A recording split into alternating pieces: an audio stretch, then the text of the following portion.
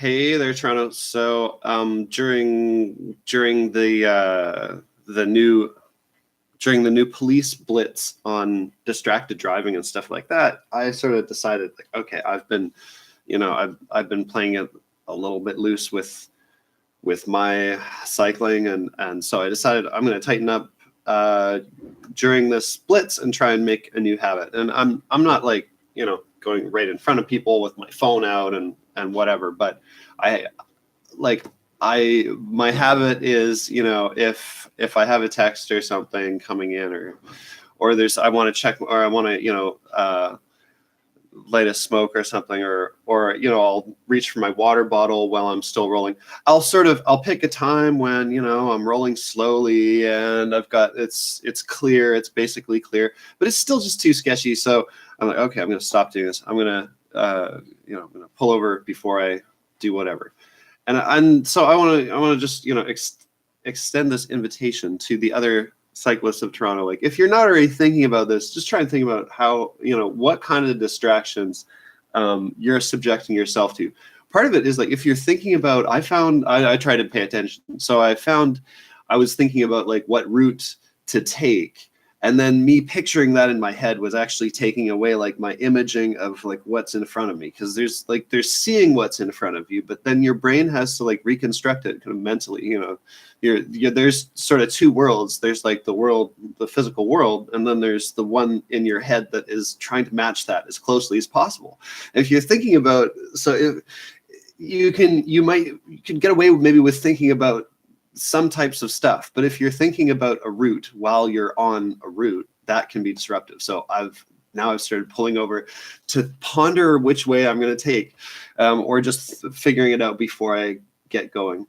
The other thing is, like, I've started just sort of like doing more pit stops, because I'm always in a rush to get away from the place that I just came out of or whatever. It's always like the bike parking area. There's lots of people and stuff like that. So instead of sort of like rushing to get out and then having stuff I need to do on the way and sort of doing it while I'm rolling, and I'm doing just more pit stops. And it's way faster too, because I'm now I'm either cycling or I'm doing whatever else is related to it. I'm not doing both at the same time. Even, like looking at something on my bike that I'm like, hey, wait, is my thing loose? Like, I'll pull over first. And then in the wintertime, the thing about pulling over, you always got to be able to do it.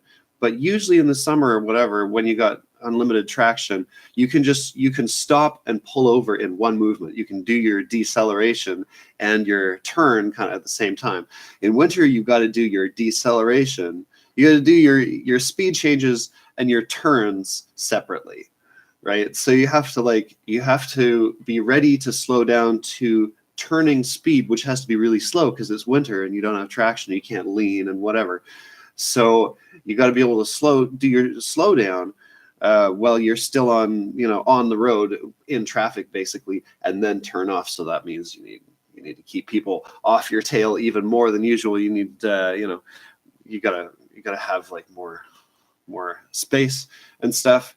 So so I get I'm not trying to reach in my pocket for my phone and then sort of look at it and then pull over. I'm getting off the road and then taking it out, and all this kind of no smoking on the bike, that kind of thing. Just and then a couple of bonus winter tips before I get on with my morning. You got to oil your locks and just get ready for random stuff to fail on your bike because of the temperature. When you pump up your tires, pump them up outside in the cold, because otherwise you're going to pump them up inside and then take them outside. The air cools off and it shrinks, and then the pressure will be too low. But if you're also trying to run it at kind of low pressure for the surface or whatever, then go ahead and fill it up inside. But fill it up to like its maximum inside, and then it will shrink down to a different level. I actually broke my axle last night. That's the other thing. If there's any time of the year when this is the time of year when you might have those kind of breakdowns of like long-term stuff. Just because the cold does end up affecting the metal a little bit. So if you've got something that's going to break down in the next, over the course of the next year or something, if it's on its last year, any part that is on its last year, it's probably going to break down in the wintertime. So you just got to be ready to do a bit of maintenance through the winter and stuff. Anyway, so that's my challenge to Toronto cyclists. Try to take this distracted driving thing into the cycling world as well. Don't pretend that it's just for drivers and pedestrians and whatever. Pedestrians, they can be distracted as they want, as far as I'm concerned. I believe in pedestrian supremacy. But anyway, have a great great week. The polar vortex is on.